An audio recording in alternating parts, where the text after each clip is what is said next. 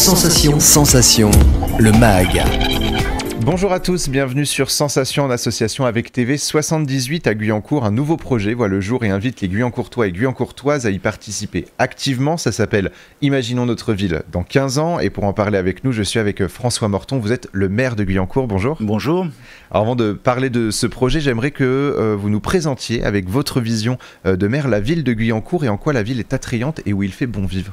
Alors nous sommes en période de vote du budget, donc c'est important de faire comprendre aux habitants de la ville de Guyancourt qu'un budget, c'est la traduction de priorités politiques. Et la ville de Guyancourt, depuis déjà de nombreuses décennies, elle travaille avec des priorités autour de la transition écologique, autour de la participation citoyenne, de l'éducation, de l'enfance, de l'éducation et puis de la solidarité. Donc bien évidemment, ces valeurs portées par la ville de Guyancourt, ces priorités politiques, elles seront une fois de plus pour l'année 2024 traduites dans notre budget qu'on va voter dans quelques jours. Et Guyancourt, c'est aussi une commune où les constructions de logements sont en perpétuelle évolution avec cette volonté de mixité sociale. Qu'est-ce que ça signifie, la mixité sociale ? Alors là aussi, mes prédécesseurs ont bien travaillé. Moi, je rends toujours hommage à l'ensemble de mes prédécesseurs parce qu'ils ont eu une vision dès l'origine de la croissance de la ville de Guyancourt en ayant pour cap cette mixité sociale. Ça veut dire que la ville de Guyancourt a toujours eu, par exemple, puisqu'on parle de la question de l'habitat, du logement, une vision très équilibrée des choses. De permettre aux Guyancourtois ou aux nouveaux habitants qui viendraient s'installer sur la ville de Guyancourt d'avoir un parcours résidentiel. Donc ils ont toujours pensé sur cette question de l'habitat, à avoir des logements étudiants par exemple, des logements en locatif social bien entendu, de l'accession aidée ou sociale avec un certain nombre de dispositifs qui existent, anciens, aidés, plus récents, et puis de l'accession libre bien évidemment. Donc ça permet effectivement d'installer, de poursuivre cette mixité sociale qui est une réalité sur la ville de Guyancourt. Alors justement, ça faisait partie de la politique média de plusieurs décennies, que ce soit dans les années 50, 60, voire 70, de finalement créer des quartiers spécifiquement pour les logements sociaux, pour les personnes en situation de précarité ou pour les réfugiés. Aujourd'hui, on est sur un retour en arrière, justement, en se disant mais on a fait des mauvais choix. Donc là, il faut rattraper un petit peu ce mauvais choix finalement qui a été fait il y a plusieurs décennies.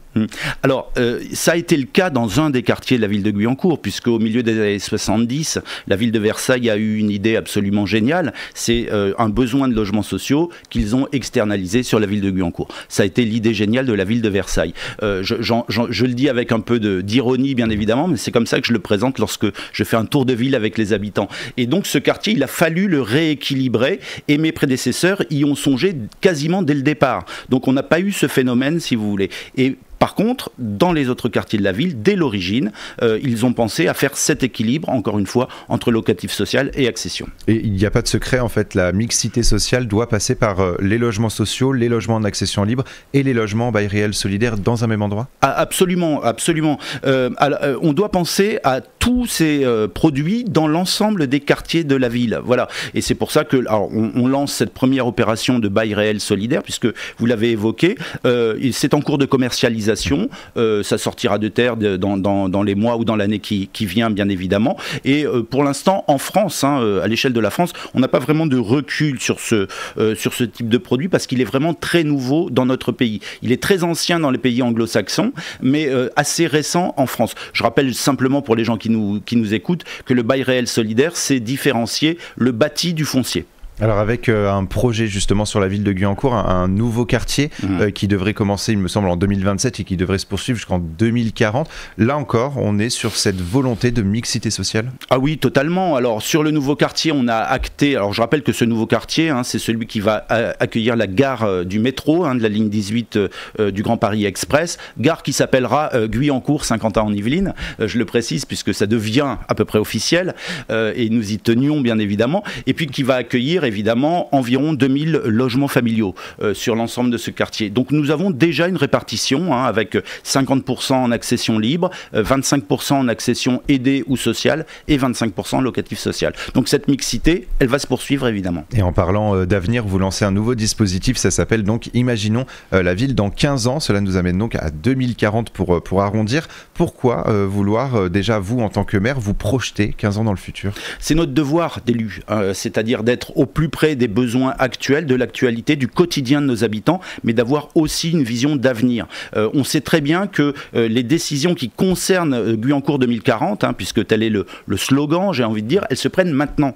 En réalité, les projets mettent très longtemps à faire jour, et donc on doit être dès maintenant au fait des besoins qui seront ceux des habitants en 2040. Alors parmi les discussions, parce que les Guyancourtois et Guyancourtoises pourront discuter avec vous, il y aura donc la thématique du logement, les transports, les espaces verts, la modernité des espaces publics, des projets solidaires et j'en passe. Pourquoi toutes ces thématiques, pourquoi des thématiques aussi larges ? Parce que la société bouge et que donc un certain nombre de normes nouvelles arrivent. Alors je pense au travers de la transition écologique par exemple, avec ce qu'on appelle le décret tertiaire, sans être trop technique, ce sont des objectifs au niveau de la France entière, sur les bâtiments publics notamment, d'avoir des économies importantes d'énergie avec des objectifs en 2030, en 2040, en 2050, avec moins 40, moins 50, moins 60% par rapport à des années de référence. Donc on doit travailler très fortement ces questions-là, évidemment, et je pense que tout le monde comprend bien pourquoi. La désimperméabilisation, excusez-moi, c'est difficile à dire, des sols, avec effectivement le zéro artificialisation nette, là aussi c'est compliqué à dire. Et puis en ce qui nous concerne directement, ce nouveau quartier, le métro, les transports, les 2000 logements familiaux. Alors l'idée c'est donc de faire participer les Guyancourtois et Guyancourtoises à ce projet, avec notamment des temps d'échange. Ce qu'on doit comprendre, c'est justement qu'à travers ce projet participatif, il n'y a pas d'évolution dans une commune sans que les habitants y participent. Alors j'en suis convaincu, c'est-à-dire que c'est encore une fois, il ne s'agit pas ici de remettre en question la représentation des élus. Effectivement, nous avons été élus pour ça, les habitants nous ont fait confiance pour cela, et en même temps, je crois qu'on doit les associer le plus possible. Ce projet de ville, puisque tel est son nom, et je souhaite qu'on l'appelle comme ça, il est assez rare à l'échelle d'une commune. C'est plutôt en général à l'échelle d'une agglomération que ce type de travail se fait. On a fait le choix, parce que toutes ces évolutions, toutes ces mutations, de le faire à l'échelle de la ville. Et donc on est accompagné évidemment par des professionnels, un cabinet spécialisé qui va nous aider aussi à échanger avec les habitants, à faire tous ces nouveaux dispositifs de concertation. Et moi je crois que c'est important de pouvoir associer, d'impliquer dès maintenant les habitants de la ville. Le projet se passe en 3 étapes: comprendre et se projeter, explorer les futures possibilités et définir des actions, restituer et partager.